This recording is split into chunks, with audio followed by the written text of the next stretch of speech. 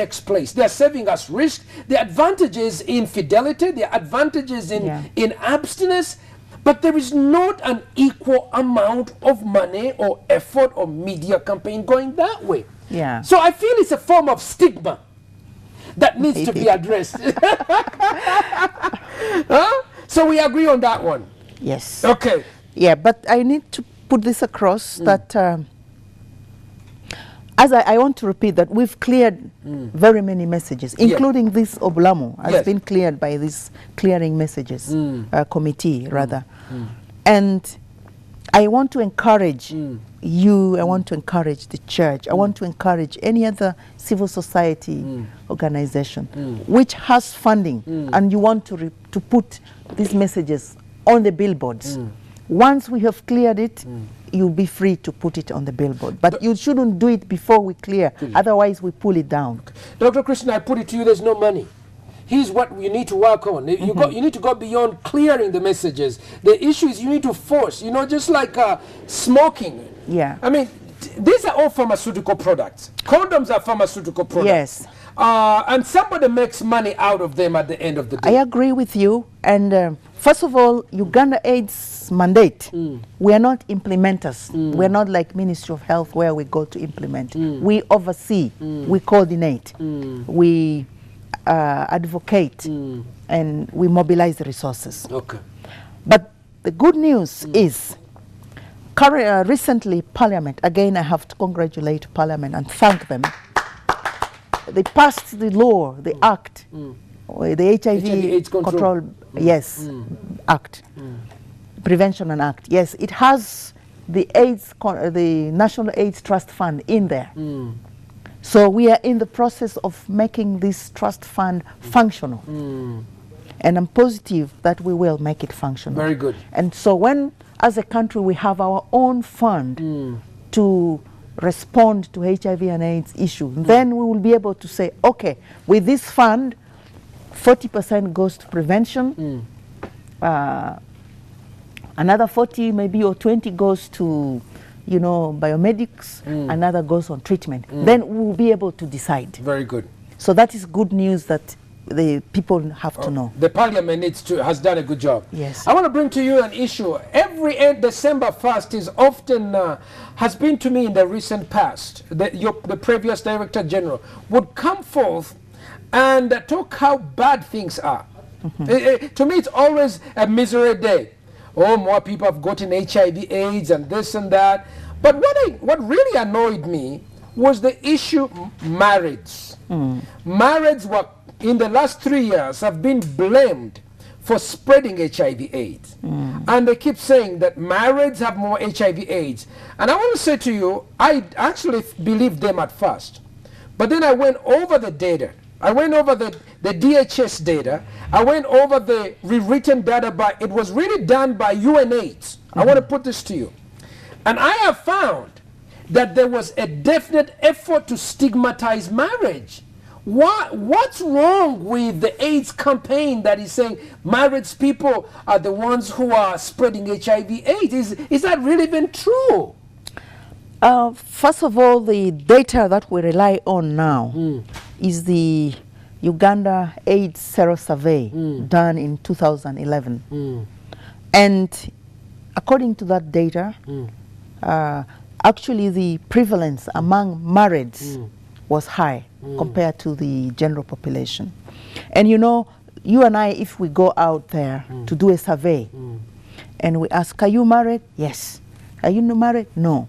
The definition of married varies very, very much from church-ordained marriage to the one you get at the RDCs or whatever, administrator's office or whatever, to cohabiting. All that is termed marriage when you do a survey. But that is a disservice to those who are legally married.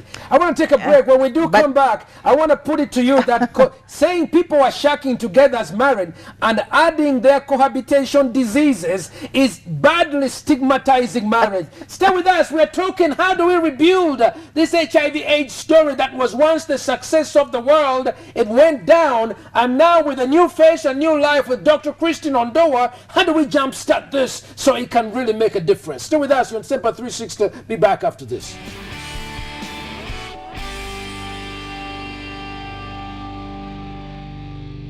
married people?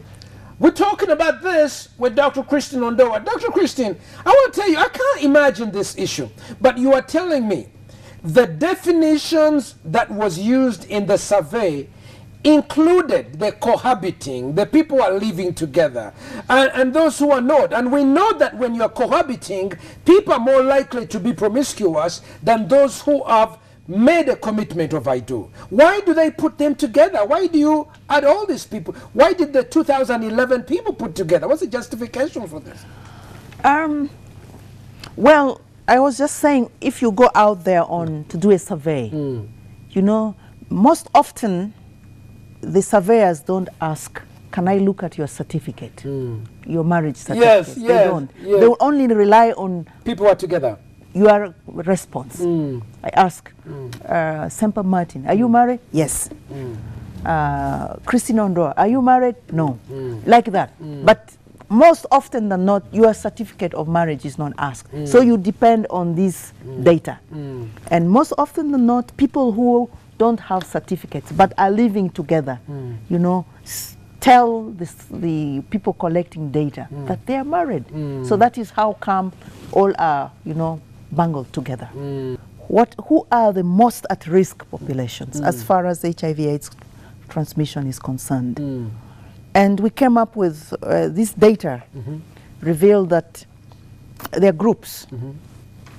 The fisher folk, the fishermen, the fishermen community, their prevalence is about 22 to about 32%.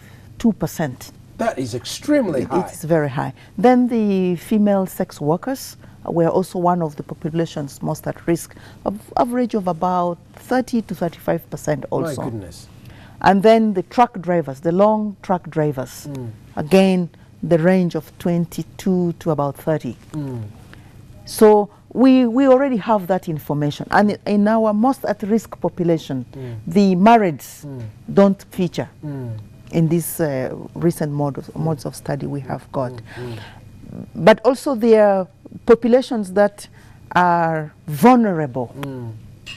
So the marrieds come under the vulnerable group, including young adults, young female adults, aged between 15 to 24. The prevalence rate among them is escalating. So in our strategic plan, these are the groups we want to really pay special attention to, and see how we can reduce the prevalence among this population. This is not to say that we are neglecting the others. No. Doctor, I want to put it to you. I mean, it's very sad for me that 20 years into this HIV/AIDS campaign, the things that worked at the very beginning, AIDS kills, are now criminalized, because when you say AIDS kills, they say you are spreading stigma. We used to say that, look, I'm not for sale. I'm going to abstain. Be faithful. And if you must, then use a condom. But we are at a point where marriage and the strengthening of marriage is not really seen. It is despised. They are moralists. We are called, don't bring, in fact, I've been at conferences where they say, don't bring morality in this debate. It's just science. But the truth is, there's been a lot of attack on marriage. And I want to say that at some point, there is an apology from the AIDS Commission, because your previous people, when you say that marrieds are more likely to have HIV, compared to who? Compared to fishermen? Compared to prostitutes? Compared to what other group? To widows? Because there was never a comparison. Because when you say marrieds are more likely to have HIV, it should be compared to another group. Compared to who? Okay. Let me bring another dimension. It's good for me too. But another survey which we had done recently, not us, but the Uganda Christian AIDS Network. UCAN did. It was a survey among marrieds, Christian marrieds. For them, they set out to find condom use among discordant married couples. What are discordant? Those are people with HIV/AIDS already. No, one a couple, one spouse has HIV, another doesn't have. Okay. They wanted to know, how are Christians protecting themselves if they are discordant? If they have one has HIV. And one doesn't have. So that was the survey they set out to do. But along the way, they discovered many things as they did this study. And they demonstrated that among Christians, they looked at Catholics, Protestants, Orthodox, Seventh-day Adventists, and what was the fifth one? Pentecostals. Pentecostals. They interviewed all of them. And then also they categorized those marrieds into the number of years they had been married. So they were the ones who presented this data to us. And during that presentation, they said, we need help. Because suddenly they discovered, really, even in the Christian community, they needed help. First of all, they found that condom use among Christian discordant couple was even very, very low, which was a worry. Because how then do you protect the other spouse who is not infected? Was there a control group that was compared with in the general population? It's a very elaborate study. We can share because it. When you compare the Christians who are discordant, maybe the other group that you would compare, Muslims who are discordant, Baha'is who are discordant, in the absence of a comparative group, then it becomes very difficult, doctor, to say that the Christians are not doing right or wrong. Secondly, I also want to say that maybe these are people who already have HIV/AIDS in their community. Was there... No, they didn't set to compare. They set out to really understand among Christian couples who are discordant. Condom usage. Yes, or if not condom, how else are they protecting each other? Yes, that was what they set out. Okay. And then they wanted to find out if they are not protecting themselves. As UCAN, as the Christian body, they needed to find out a way of, reaching out to this couple and finding a way of helping them. That was, but now they found another discovery that in these couples, across the spectrum, across the Christian religion, almost equal, about 37% reported promiscuity, that they had had sex outside marriage. And most of this sex outside marriage, again, was without protection. So that was where they raised the alarm. And they said, how do we help our people? So why I've brought this to you is marriage, you may say it's under attack, but also as Christians, there's a lot the Christian folk need to do also in that category to see how do they protect them, how do they give them information so that they protect themselves. You notice I focus mostly on prevention. Yes. And please forget I didn't talk too much about care. I'm sure people do talk about care. But those of you, headmasters, parents, civil society, when they want to engage with you, where can we find you and how can we reach out so that we can reinvigorate, reactivate our campaign? How do we reach you? We're based at Uganda AIDS Commission offices at Ntinda, plot 1 to 3, Salim Bay. Okay. Just opposite the Ntinda market. Okay. And we also work with self-coordinating entities who are, kind of our implementers, our extra hands. And we have 9 of them. The interreligious self-coordinating entity is one of them. So the religious people can get to us through that IRSCU. And then we have the young people, we have how do we get young culture. How do the young people get through to you? We have the self-coordinating entities, which is based at the Ministry of Gender, Labor and Social Development. Then even the culture, SCE, are based there. So any cultural issues and any cultural proposals that you think you can involve the cultural... Through Ministry of Gender? Or we can come directly to you. And then we want to talk to you. We want to work. I can relate to you. I have to say that, Dr. Christian. I can relate to you. Yes. You are sort of in my age group. True. And it's about time. Thank Good you. to see you. Give a hand clap together to my good friend.